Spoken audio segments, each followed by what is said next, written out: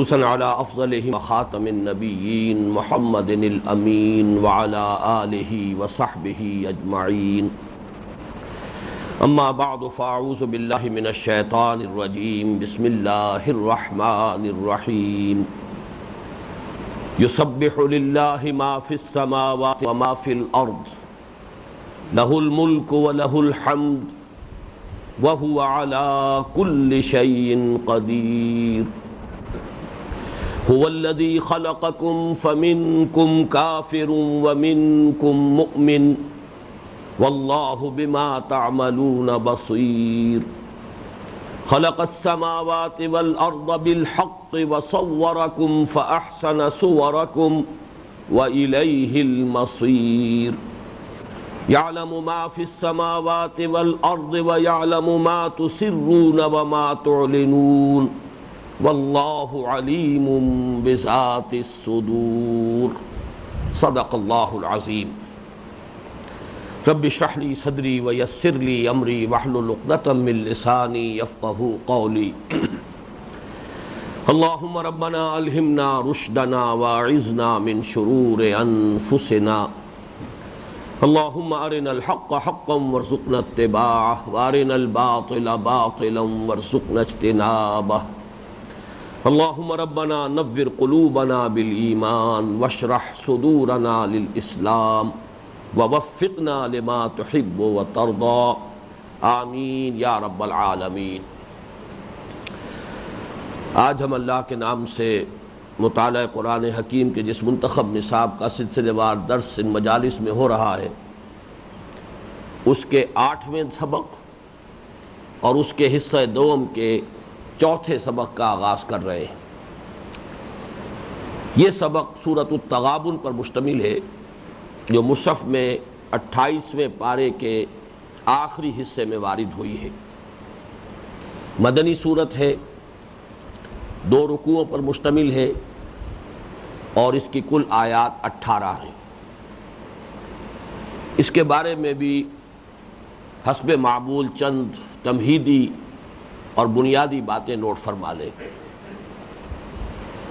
سب سے پہلی بات یہ کہ ہمارے اس منتخب نصاب کا ایمان کے موضوع پر یہ جامع ترین درس ہے،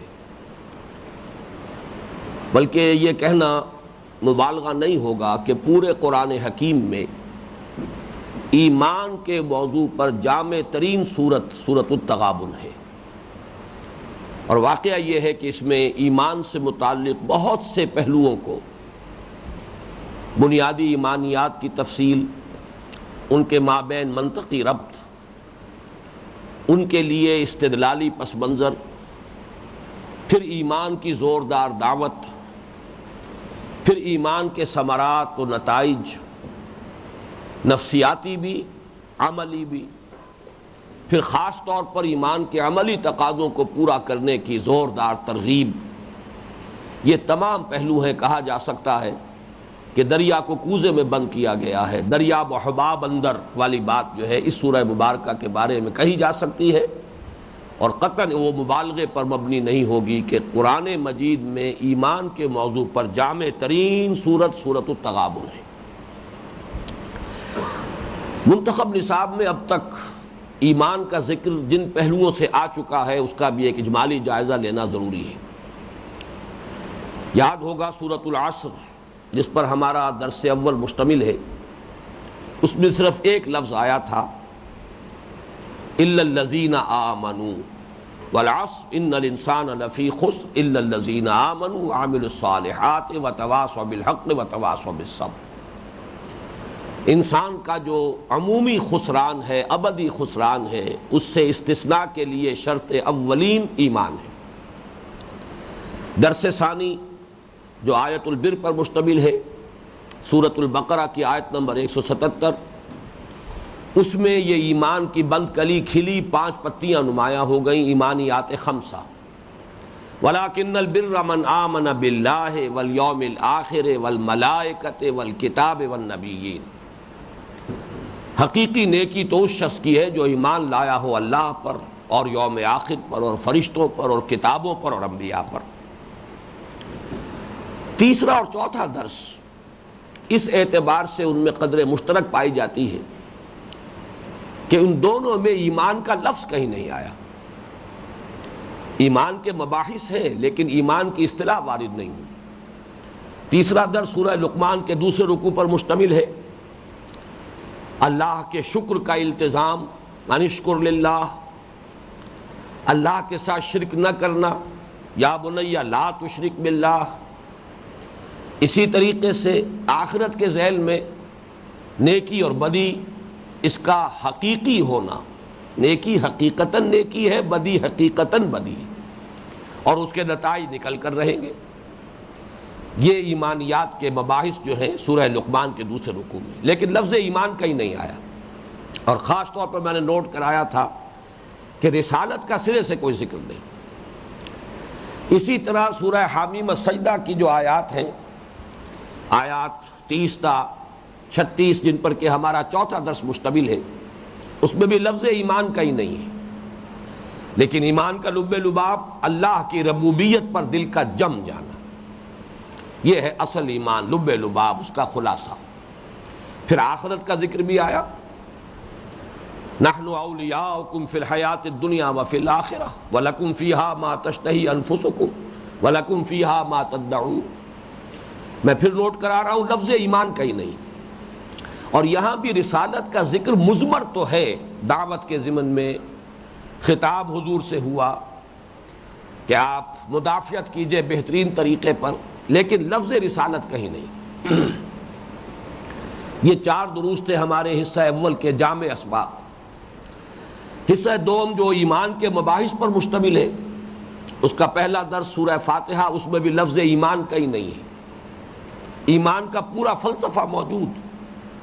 انسان کے اندر فطری طور پر ایمان کے حقائق میں سے کن کن حقیقتوں تک رسائی کی استعداد موجود ہے. ایک سلیم الفطرت سلیم العقل انسان کہاں تک خود پہنچ جاتا ہے، اس کی وضاحت ہے.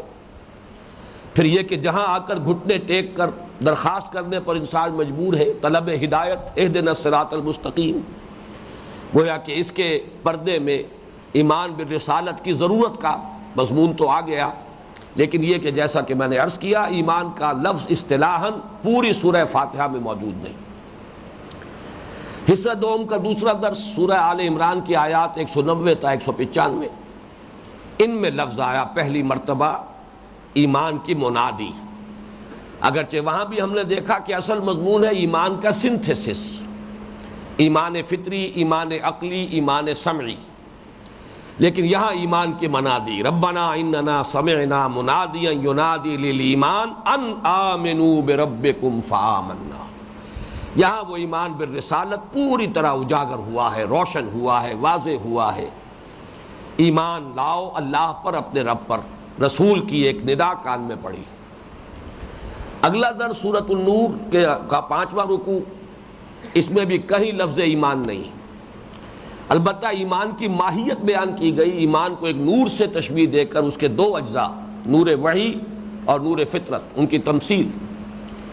اسی طریقے سے عدم ایمان یہ در حقیقت ظلمات ہے.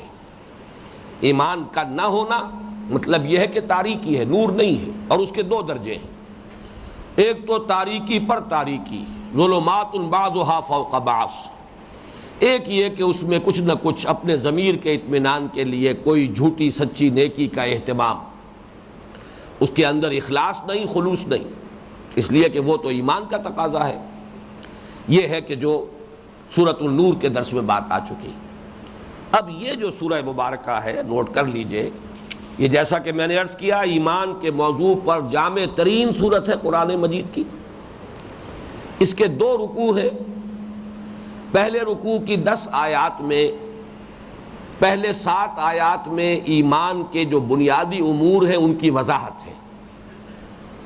وضاحت ایمان، ایمان کسے کہتے ہیں؟ بالخصوص ایمانیات ثلاثہ، ذات و صفات باری تعالی، ایمان بالرسالت، ایمان بالمعاد یا ایمان بالآخرہ، 7 آیات میں. پھر 3 آیات میں زوردار دعوت ہے. دعوت ایمان کی پہلی مرتبہ ہمارے منتخب نصاب میں اس سورہ مبارکہ میں اس درس میں آ رہی ہے. آمنوا باللہ ورسولہ. سورہ آل عمران میں بھی آیا تھا ایک خبری انداز میں کہ ہم نے ایک پکارنے والے کی پکار کو سنا کہ وہ ندا کر رہا ہے ایمان لاؤ اپنے رب پر. یہاں براہ راست خطاب ہے آمنوا باللہ ورسولہ والنور الذی انزلنا واللہ بما تعملون بصیر. ایمان لاؤ اللہ پر اور اس کے رسول پر اور اس نور پر جو ہم نے نازل فرمایا، اور جو کچھ تم کر رہے ہو اللہ اسے دیکھ رہا ہے. تو پہلی 7 آیات میں وضاحت ایمان، پھر 3 آیات میں دعوت ایمان. دوسرا رکوع جو ہے 8 آیات پر مشتمل ہے. ان میں سے پہلی 5 آیات میں ایمان کے ثمرات و مضمرات، ایمان اگر حقیقی ہے اس کے کیا نتائج انسان میں ظاہر ہوں گے، اس درخت پر کون کون سے پھل لگتے ہیں. اور پھر 3 آیات میں خاص طور پر جو عملی تقاضا ایمان کا اس کو پورا کرنے کی زوردار انداز میں ترغیب. تو یہ 4 مضامین ہیں ایمان سے متعلق جو اس ایک صورت میں، چھوٹی سی صورت ہے، 2 رکوعوں پر مشتمل ہے، کل 18 آیات ہیں. لیکن جیسا کہ میں نے عرض کیا ہے کہ یہ جامع ترین صورت ہے قرآن حکیم کی ایمان کے موضوع پر. اب دوسری تمہیدی بات یہ نوٹ کیجئے کہ یہ سورہ مبارکہ اس اعتبار سے بھی ہماری خصوصی توجہ کے مستحق ہے کہ اس میں نظم قرآن مجید میں اس کی صورتوں کے مضامین میں جو ربط ہے، آیات جس طرح باہم مرتب ہیں، مربوط ہیں، ایسا نہیں ہے کہ آیات علیحدہ علیحدہ ہو اور ان کا آپس میں کوئی ربط نہ ہو. پوری صورت جو ہے وہ ایک وحدت ہوتی ہے. جیسے کوئی ہار ہو، اس ہار میں موتی ہے، لیکن یہ کہ ایک ڈور ہوتی ہے کہ جس میں کہ وہ موتی پروئے ہوئے ہیں. اسی طرح ہر صورت کا ایک مضمون ہے، ایک موضوع ہے، اور ہر موتی کی طرح کہ جو اس ڈور میں پرویا ہوا ہے، ہر صورت کی ہر آیت مربوط ہے اس صورت کے مضمون کے ساتھ. اس کی چونکہ بڑی صورتوں میں صورت کے نظم کو تلاش کرنا، معین کرنا آسان کام نہیں ہے. 40 رکوعوں پر مشتمل ہے سورہ بقرہ. ان کے مجموعی نظم کو تلاش کرنا بہت گہرے غور و فکر اور تدبر کا متقاضی ہے، آسان کام نہیں ہے. یہی وجہ ہے کہ اکثر و بیشتر لوگ تو اس کو چھوڑ بیٹھتے ہیں، جس کو ہم کہتے ہیں کہ بھاری پتھر چوم کر چھوڑ دینا. یہاں تک کہ بہت سے لوگ اس انتہائی غلط رائے تک بھی پہنچ گئے کہ قرآن مجید کی آیات میں باہم کوئی ربط ہے ہی نہیں، تلاش کرنے کی ضرورت ہی نہیں. یہ در حقیقت اعتراف ہے، اور اس کی مثال وہی ہے کہ انگور کھٹے ہیں. اگر وہ لومڑی انگوروں تک نہیں پہنچ پائی تو وہ یہی کہنے پر مجبور ہے کہ انگور کھٹے ہیں. واقعہ یہ ہے کہ بڑا گہرا مربوط کلام ہے قرآن مجید. اس میں ظاہر بات ہے کہ انسانی کلام کے بارے میں بھی یہ تصور کرنا، یہ بات ہمیں معلوم ہے کہ اگر کسی انسان کی گفتگو بے ربط ہو جائے تو ہمیں شک ہوتا ہے کہ اس کا ذہنی توازن ٹھیک نہیں ہے. اس لیے کہ ذہنی توازن کا لازمی تقاضا یہ ہے کہ اس کی گفتگو مربوط ہونی چاہیے، ایک جملے کا دوسرے جملے سے تعلق ہونا چاہیے. اگر قرآن مجید اللہ کا کلام ہے، اور یہ تو در حقیقت کلاموں کا بادشاہ ہے، عربی کا یہ مقولہ ہے، کہاوت ہے، کلام الملوک ملوک الکلام ہے. بادشاہوں کا کلام تو کلاموں کا بادشاہ ہوتا ہے. تو ظاہر بات ہے کہ یہ شہنشاہ ارض و سما کا کلام ہے، یہ کیسے غیر مربوط ہو سکتا ہے. یہ یقیناً بات ہے کہ طویل صورتوں میں نظم کی تلاش آسان نہیں ہے. محنت کرے انسان، اگر کہیں رسائی نہیں ہوئی تو اپنی عقل اور اپنے فہم کی کوتاہی اور نارسائی کو تسلیم کر لے، کوئی حرج نہیں، اور اس پر غور کو جاری رکھے. لیکن مجھے آج صرف اس وقت اس لیے اشارہ کرنا اس مضمون کی طرف کہ اس سورہ مبارکہ پر اگر آپ غور کریں گے تو ربط کلام کی بہت نمایاں مثال اس صورت میں. میں نے ابھی جو اجمالاً تجزیہ کیا تھا، ذرا چاہتا ہوں کہ تفصیلاً آپ کے سامنے بیان کروں. میں نے عرض کیا کہ 2 رکوع ہیں اس کے. پہلے رکوع کی 7 پہلی آیات میں ایمانیات ثلاثہ کا بیان ہے، اور دیکھیے اس میں ترتیب کیا ہے. پہلی 4 آیات میں ذات و صفات باری تعالیٰ کی بحث ہے. ظاہر بات ہے کہ دین کا لب لباب تو یہی ہے، ایمان کی جڑ بنیاد تو یہی ہے. اجمالاً ایمان نام ہی ایمان باللہ کا ہے. یہی وجہ ہے کہ ایمان مجمل میں سوائے اللہ پر ایمان کے کسی اور ایمانی جو امور ہیں ان میں سے کسی کا ذکر ہی نہیں. آمنت باللہ کما ہوا باسمائہ و صفاتہ وقبلت جمیع احکامہ اقرار باللسان و تصدیق بالقلب. تو لائنز شیئر جو ہے وہ ذات و صفات باری تعالیٰ کے لیے 4 آیات. دو آیات میں پھر ایمان بالرسالت نہایت اہم موضوع اس کا ہے اور اس کو سمو لیا ہے پوری بحث کو دو آیتوں میں۔ پھر تیسری جو آخری آیت ہے 7ویں آیت، ایک آیت اگرچہ انداز بڑا پرجلال ہے، پرہیبت ہے، خطابی انداز ہے، لیکن یہ کہ ایک آیت کے اندر ایمان بالمعاد، ایمان بالآخرہ کا معاملہ، 7 آیتوں میں ایمانیات ثلاثہ۔ پھر یہ کہ نہایت مربوط اس میں استدلالی جو لنک ہے، استدلالی جو تعلق ہے وہ بھی موجود، اس کے اندر جو استدلال ہے جو ہم پڑھ چکے ہیں سورہ آل عمران میں جو آیا ہے اس کا خلاصہ بھی آپ کو مل جائے گا اور وضاحت بھی مل جائے گی۔ اس کے بعد کلمہ فا آتا ہے، یہ فا جو ہے یہاں پر قیامت ڈھانے والا کلمہ ہے، فآمنوا باللہ، یعنی ان 7 آیات میں جو کچھ بیان ہوا ہے ایک نیریشن کے انداز میں، نیریٹو فارم میں، یہ تو حقائق ہے، کوئی مانے تب بھی یہ حقیقت ہے، نہ مانے تب بھی حقیقت ہے۔ سورج چمک رہا ہو، کوئی شخص ڈھٹائی سے انکار کر دے کہ سورج نہیں ہے تو کیا اس کا کوئی بگاڑ لے گا، لیکن یہ ہے کہ جو شخص بھی مانے گا کہ سورج ہے وہ یقیناً اس کا موقف جو ہے واقع پر، حقیقت پر قائم ہوگا۔ اس اعتبار سے یہ تو حقائق ہیں۔ فآمنوا، پس ایمان لاؤ، اب مانو ان حقائق کو، تصدیق کرو ان کی، تسلیم کرو انہیں۔ تو کلمہ فا جو ہے اس پہلے رکوع کے 2 حصوں کو درمیان لنک ہے، فآمنوا باللہ ورسولہ۔ اب یہاں آپ دیکھیں گے ترتیب عکسی ہو گئی، ایک آیت میں بلکہ اس سے بھی کم میں 2/3 آیت میں ایمان باللہ، ایمان بالرسالت جمع کر دیے گئے، عکسی ترتیب۔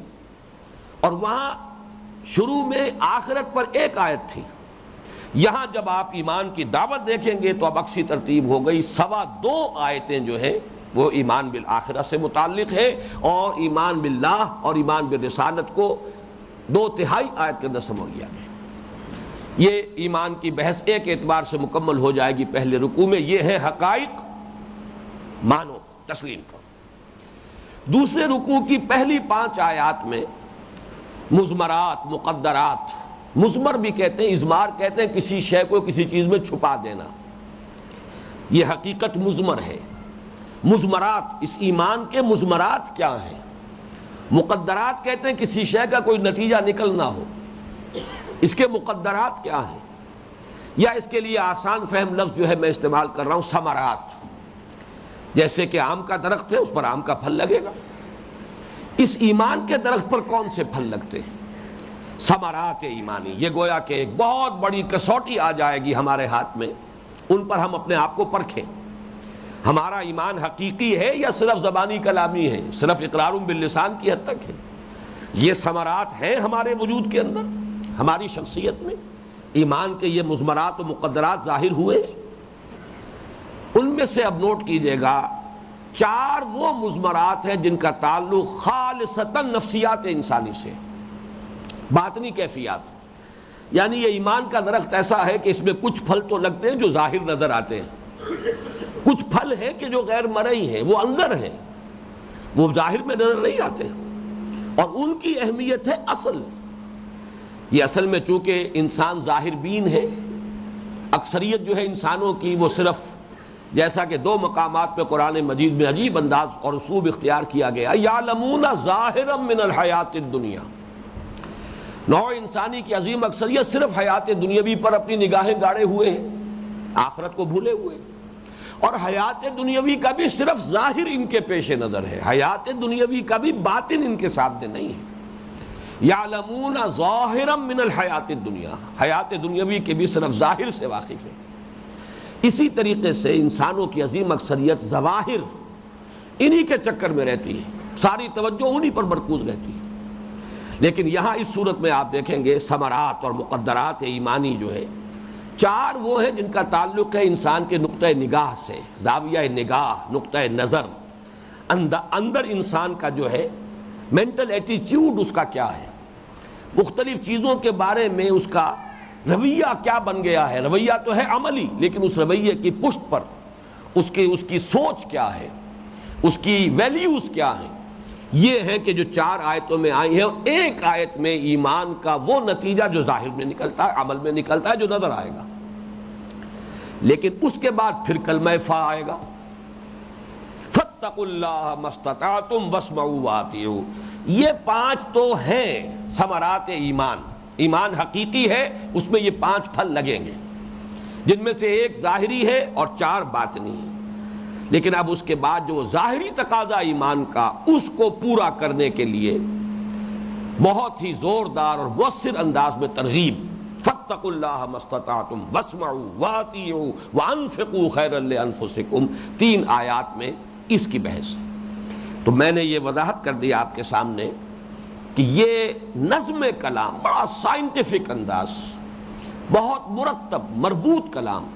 ویسے تو یہ معاملہ ایمان تو ہمارا یہ ہے کہ قرآن مجید کی ہر سورت کی یہی کیفیت ہے، ممکن نہیں ہے اگر یہ بات نہ ہو تو ایک سورت کیوں بنایا جائے ان آیات کو۔ سورہ بقرہ کی 4 سورتیں بھی بن سکتی تھیں، 10 بھی بن سکتی تھی 4 رکوعوں کی، لیکن یقیناً کوئی ایک مشترک ہے، امر جامع ہے کہ جس کی وجہ سے اسے ایک سورت قرار دیا گیا۔ لیکن یہ کہ اس کو تلاش کرنا آسان نہیں، بہت گہرے تدبر کی ضرورت ہے۔ البتہ ان چھوٹی صورتوں میں، یہ اتنی چھوٹی بھی نہیں، کہا جا سکتا ہے درمیانی، اس لیے کہ قرآن حکیم کی 36 صورتیں تو وہ ہیں کہ جو صرف ایک رکوع پر مشتمل ہیں، 35 صورتیں آخری پارے کی اور ایک سورہ فاتحہ جمع کر لیجئے، 36 صورتیں 114 میں سے 22 صورتیں وہ ہیں جو 2 رکوعوں پر مشتمل ہیں۔ اس اعتبار سے ان کو اگر آپ جمع کر لیں گے تو تقریباً نصف قرآن بن جائے گا۔ اس پہلو سے ہم کہہ سکتے ہیں کہ 2 صورتوں پر، 2 رکوعوں پر جو صورت مشتمل ہے، یہ گویا کہ ایوریج سائز ہے قرآن حکیم کی صورتوں کا۔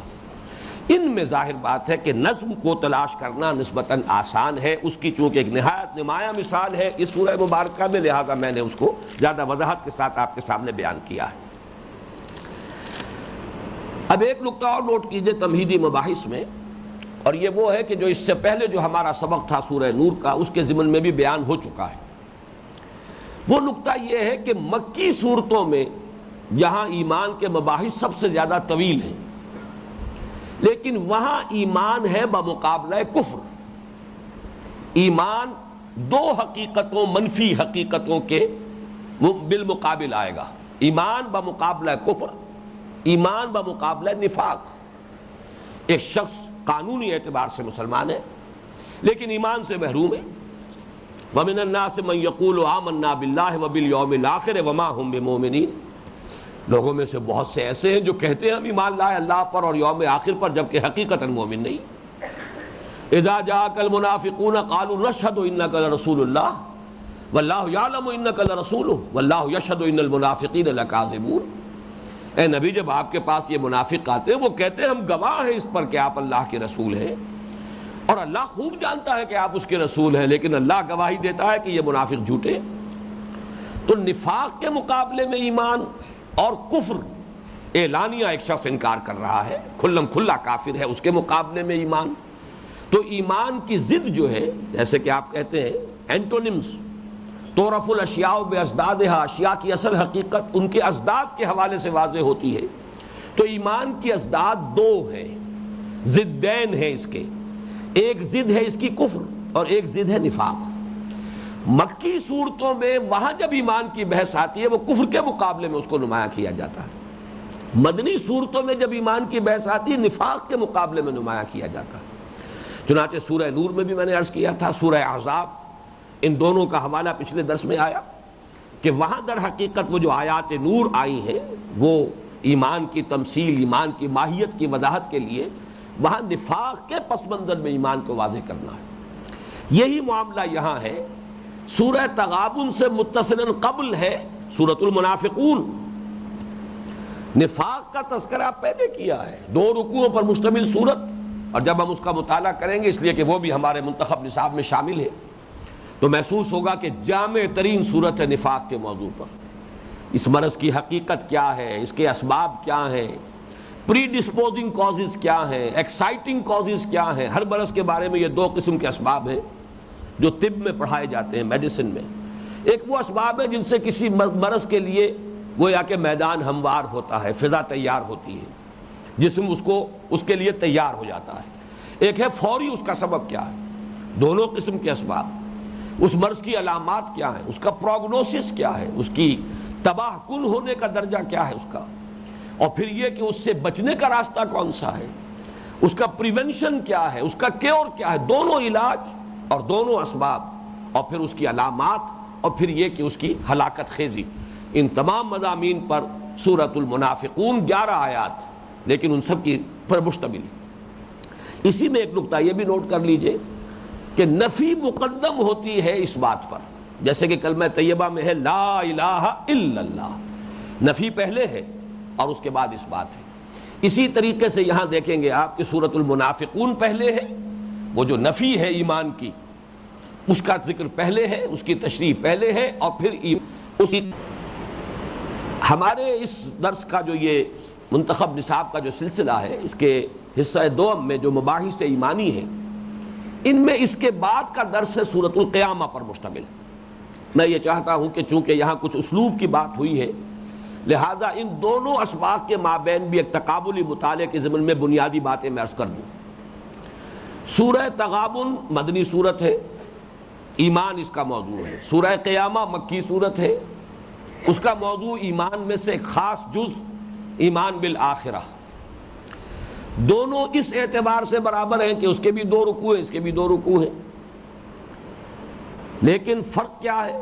اس کے 2 رکوع 18 آیات پر مشتمل، اس کے 2 رکوع 40 آیات پر مشتمل، جبکہ حجم میں یہ جو 2 رکوع ہیں یہ زیادہ ہیں.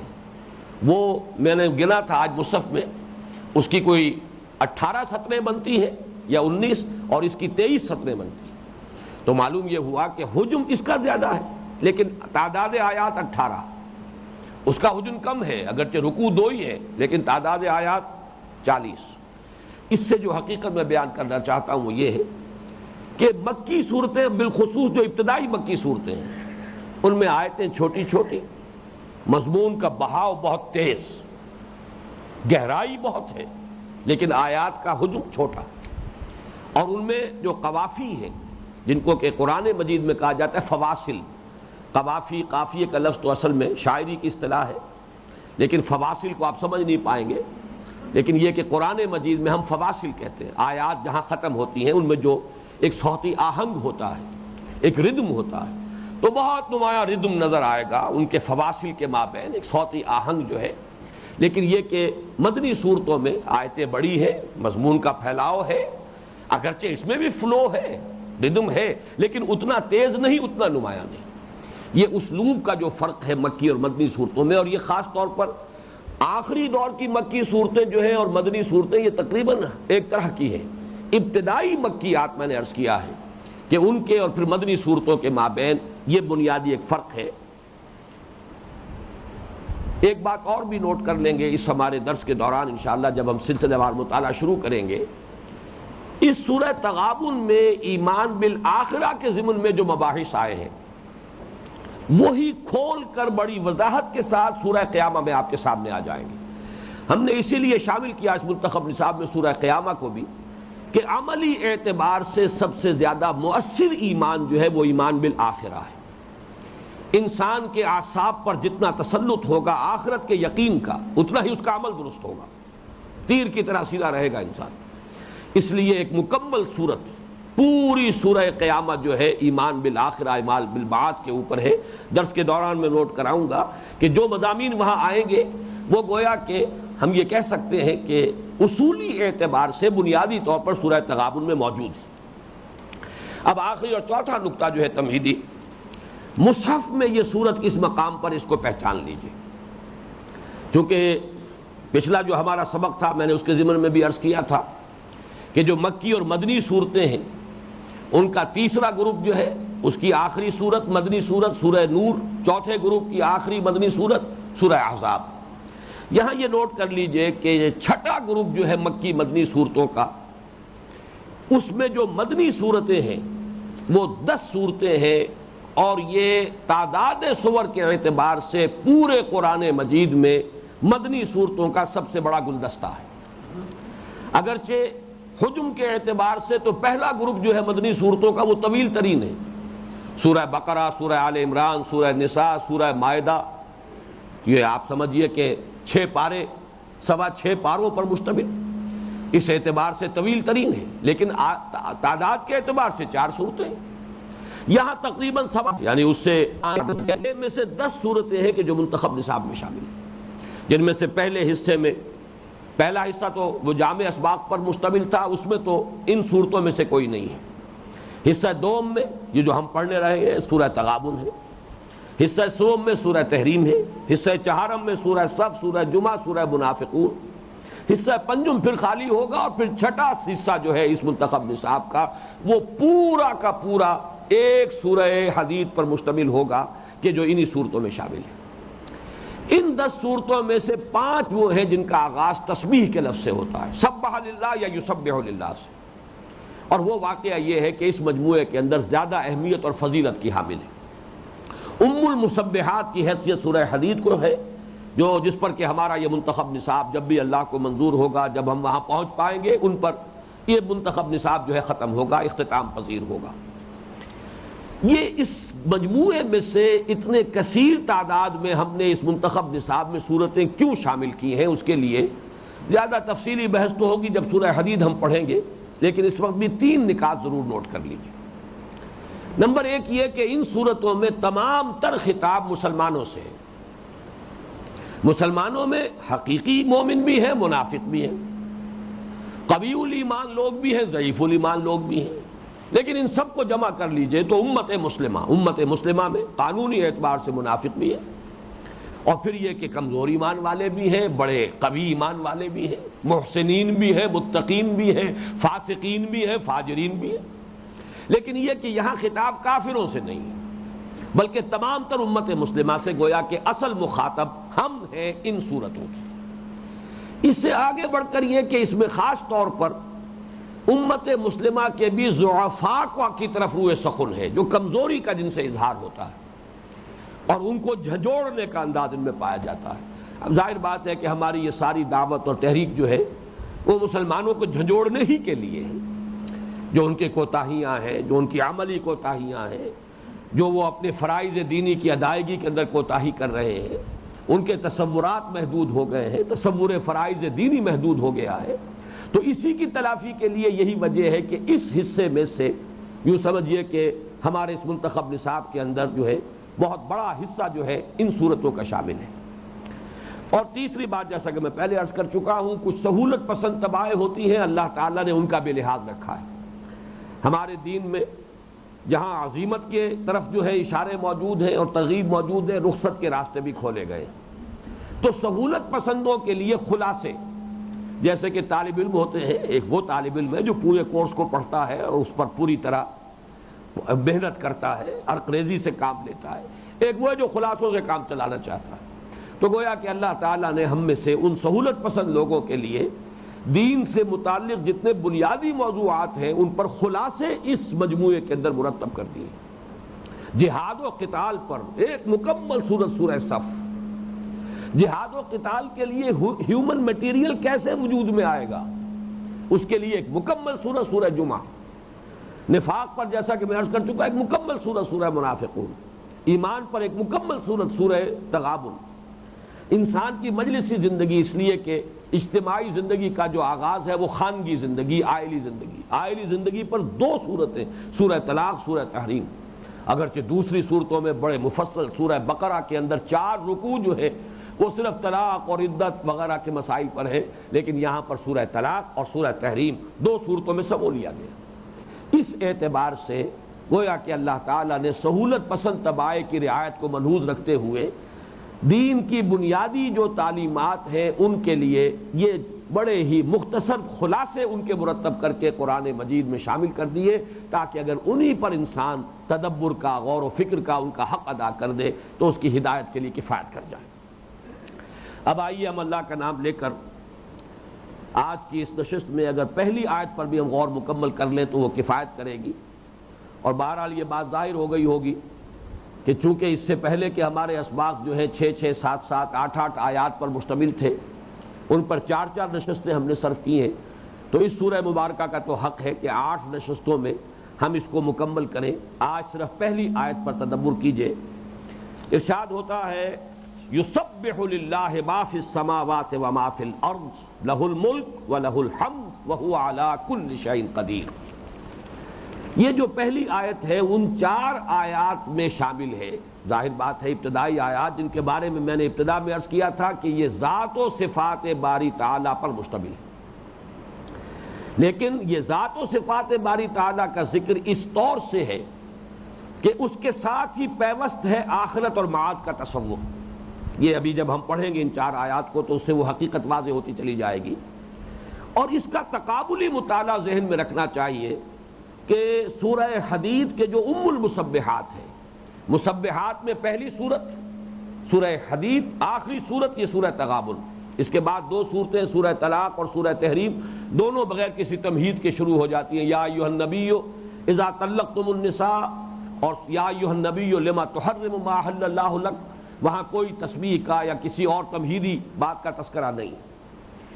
وہ 6 آیات سورہ حدید کی اور یہ 4 آیات سورہ تغابن کی. واقعہ یہ ہے کہ یہ قرآن حکیم میں تقابلی مطالعے کا ایک بہت دلچسپ موضوع ہے. ان کے مضامین کا تقابلی مطالعہ کیا جائے تو بڑے حقائق نکھر کر سامنے آتے ہیں. پہلی بات، تسبیح کیا ہے؟ سبح یسبح کا اصل مفہوم کیا ہے؟ دیکھیے اس کا مادہ ہے سین با ہا، سبح یسبح. سبح کے معنی ہے تیرا، سبح یسبح تیرنا. اصل مفہوم کیا ہے؟ کوئی شے تیزی کے ساتھ حرکت کرے اور اپنی سطح کو برقرار رکھے. کوئی انسان تیزی کے ساتھ پانی کے اوپر حرکت کر رہا ہے اور وہ سطح پر رہتا ہے، اپنی سطح کو برقرار رکھتا ہے، پانی کے اندر گہرائی میں نہیں اترتا، یہ ہے اس کا تیرنا. اسی طرح خلا میں یا فضا میں کوئی چیز تیزی کے ساتھ حرکت کرے. یہ ہوائی جہاز جو چلتے ہیں ان کی رفتار جو ہے اس کی تیزی در حقیقت وہ گریویٹیشنل فورس جو ہے زمین کی اس کو کاؤنٹریکٹ کرتی ہے. تو تیزی کے ساتھ حرکت جو ہے اس سے اپنی سطح کو برقرار رکھنا، یہ ہے سبح یسبح کا مفہوم. خواہ یہ پانی میں ہے، خواہ فضا میں ہے اور ہوا میں ہے یا خلا میں ہے. اب یہاں سے آیا سبح یسبح تسبیحا باب تفعیل. اس کے مفہوم کیا ہے؟ تیرانا. کسی شے کو، اب یہاں فعل متعدی ہو گیا، وہ فعل لازم ہے، تیرا. سبح یسبح تیرنا، سبح یسبح تیرانا، کسی اور شے کو اس کی سطح پر برقرار رکھنا. یہ تسبیح کا لفظ جب اللہ کے لیے آتا ہے تو اس کا مفہوم کیا ہے؟ اللہ کو اس کے مقام رفیع پر برقرار رکھنا، اس کے بارے میں کوئی ایسا خیال نہ کرنا، اس کی ذات سے کوئی ایسا تصور جو ہے وہ متعلق نہ کر دینا جو اس کی شایان شان نہ ہو، جو گویا کہ اسے اس کے شان رفیع اور اس کے مقام بلند سے گرا دے، نیچے لے آئے. یعنی اس کی صفات کمال، اس کی کمال علم، اس کا کمال قدرت، کمال حکمت، اس کا اقرار اور اس چیز کا برملا اعلان کہ وہ ہر عیب سے، ہر نقص سے، ہر کوتاہی سے، ہر ضعف سے، ہر احتیاج سے پاک ہے، اعلیٰ ہے، عرفہ ہے، منزہ ہے. یہ تسبیح. سبح یسبح تسبیح کرتی ہے اللہ کی ہر وہ شے. سبح للہ ما فی السماوات والارض. یہاں ذرا ایک بات اور نوٹ کر لیجئے کہ جو 5 مسبحات ہیں، سورہ حدید، پھر سورہ حشر، سورہ صف، سورہ جمعہ، سورہ تغابن، ان میں 6 دفعہ یہ تسبیح کا ذکر ہے. ایک صورت ایسی ہے جس کے شروع میں بھی تسبیح کا ذکر ہے، آخر پر بھی، اختتام پر بھی تسبیح ہے. باقی 4 صورتوں میں صرف آغاز میں. اور تقسیم ہے بڑی مکمل. 3 مرتبہ فعل ماضی آیا ہے، 3 مرتبہ فعل مضارع آیا ہے. سورہ حدید سبح للہ ما فی السماوات والارض. سورہ حشر شروع ہوئی سبح للہ ما فی السماوات وما فی الارض، لیکن سورہ حشر ختم ہوتی ہے یسبح لہ ما فی السماوات والارض. یہاں مضارع بھی ہے آخر میں، شروع میں فعل ماضی بھی ہے. پھر سورہ صف آئے گی سبح للہ ما فی السماوات وما فی الارض. پھر 2 مرتبہ سورہ جمعہ اور سورہ تغابن جو ہم پڑھ رہے ہیں یسبح للہ ما فی السماوات وما فی الارض. ان 6 میں سے ایک ایک مرتبہ آیا ہے ماضی اور مضارع میں سبح للہ ما فی السماوات والارض. وما فی کو دہرایا نہیں گیا.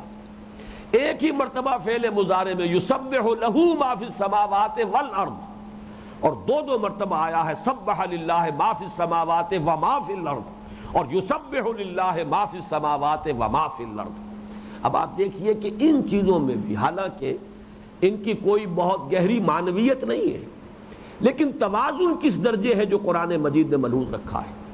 یہ جو اس کا ایک ایرتھمیٹیکل سسٹم ہے، اس کے اندر بھی ہمارے لیے غور و فکر کا مواد ہے، اور ان کے حوالے سے بہت سی چیزیں ذہن نشین کی جا سکتی ہیں، بہت سی چیزوں کو حافظے میں محفوظ کیا جا سکتا ہے۔ اس لیے یہ فائدے سے اور منفعت سے خالی نہیں ہے، ان کو بھی اگر سامنے رکھا جائے، یہ اسٹیٹسٹکس ہے صرف، لیکن بسا اوقات آپ کو معلوم ہونا چاہیے کہ اسٹیٹسٹکس ہی اگر ذہن میں رہے تو اچانک کوئی بات ان میں سے برآمد ہوتی ہے اور کوئی نئی حقیقت جو ہے اس کی طرف ذہن منتقل ہو جاتا ہے۔ تو 5 صورتیں ہیں، لیکن 6 مرتبہ تسبیح کا ذکر، 3 مرتبہ فعل ماضی میں، 3 مرتبہ فعل مضارع میں، ایک مرتبہ ما فی السماوات والارض، 2 مرتبہ ما فی السماوات و ما فی الارض۔ معلوم کیا ہوا؟ کائنات کی ہر شے، یہ آسمانوں اور زمین کا ذکر قرآن کرتا ہے کل کون و مکان کے لیے۔ کون و مکان، کائنات، یہ الفاظ قرآن نے استعمال نہیں کیے۔ عام عرب بدو پوری کائنات کے لیے یہی الفاظ استعمال کرتا، آسمان اور زمین، یہی مشاہدہ تھا۔ اب یہ کہ جو کچھ اوپر ہے، خلا علیحدہ ہے، فضا علیحدہ، یہ ابھی معلوم نہیں، بس آسمانوں اور زمین کا جب ذکر کر دیا تو گویا کہ کل کون و مکان کا تذکرہ ہو گیا۔ تو ما فی السماوات و ما فی الارض، اب اس میں ہر شے، تمام موجودات، تمام ممکنات، تمام مخلوقات، ہر شے آ گئی ہے، آسمانوں کی، زمین کی، خلا کی، فضا کی، زمین کے پیٹ کے اندر، سمندر کے اندر، جہاں کہیں بھی کوئی شے ہے، جملہ مخلوقات۔ اور نمبر 2، ایک طرف تو اس طرح مکان کا احاطہ کیا گیا، دوسری طرف زمان کا۔ زمانہ یا ماضی ہے، یا حال ہے، یا مستقبل ہے، یہ بھی ہماری تقسیم ہے۔ اس اعتبار سے چونکہ آپ کو معلوم ہے کہ عربی زبان میں فعل مضارع میں حال اور مستقبل دونوں شامل ہیں، 3 مرتبہ فعل ماضی لے آئے اور 3 مرتبہ فعل مضارع لے آئے، معلوم ہوا ہر شے ہر آن اللہ کی تسبیح کرتی رہی ہے، کر رہی ہے، کرتی رہے گی۔ یہ گویا کہ ان تمام کو جمع کیجئے تو یہ اس کی تعبیر ہوئی۔ اب اس میں اصل مراد کیا ہے؟ یہ بھی عین ممکن ہے اور قرآن مجید کے ایک مقام سے صراحتاً ثابت ہے کہ اللہ نے ہر شے کو کوئی زبان دی ہو جس سے کہ وہ بالفعل تسبیح کے اندر لگی ہوئی۔ یہ ثابت ہے سورہ بنی اسرائیل کی آیت سے، وَإِن مِّن شَيْءٍ إِلَّا يُسَبِّحُ بِحَمْدِهِ وَلَٰكِن لَّا تَفْقَهُونَ تَسْبِيحَهُم۔ کوئی شے ایسی نہیں ہے جو اللہ کی تسبیح و تحمید میں نہ لگی ہوئی ہو، لیکن تم ان کی تسبیح کو نہیں سمجھ سکتے، چونکہ دوسرا پہلو جو ہے وہ سمجھ میں آ جاتا ہے۔ لہذا یقیناً یہ دوسرا پہلو جس کا ذکر یہاں ہو رہا ہے، جو ہمارے فہم سے بالا تر ہے، وہ وہی ہے کہ جس میں کہ اللہ نے ہر شے کو کوئی زبان دی۔ قرآن سے یہ ثابت ہے، پرندے بھی شریک ہوتے تھے حضرت داؤد کے ساتھ، پہاڑ شامل ہو جاتے تھے مناجات میں اور حمد میں حضرت داؤد کے ساتھ۔ قرآن سے یہ ثابت ہے کہ قیامت میں ہماری ان کھالوں کو بھی زبان عطا کر دی جائے گی، تمام ہمارے اعضاء کو جو ہے وہ زبان عطا کر دی جائے گی، ہماری یہ کھالیں ہمارے خلاف گواہی دیں گی، اور انسان کہیں گے لما شہدتم علینا، اور وہ جواب دیں گی انطقنا اللہ الذی انطق کل شیء، آج ہمیں بھی نطق اور گویائی عطا کر دی اس اللہ نے جس نے ہر شے کو گویائی عطا کی۔ اس سے یہ ثابت ہوتا ہے واللہ عالم۔ لیکن یہ کہ ان آیات مبارکہ سے اس بات کی صراحت ہوتی ہے کہ اللہ تعالیٰ نے ہر شے کو کوئی زبان دی ہے جس سے کہ وہ اس کی تسبیح و تحمید میں مشغول ہے۔ البتہ اس کا دوسرا پہلو وہ ہے جو سمجھ میں بھی آتا ہے، اس پر انشاءاللہ تعالیٰ اگلی نشست میں گفتگو ہوگی۔ اقول قولی ھذا واستغفر اللہ لی ولکم ولسائر المسلمین والمسلمات۔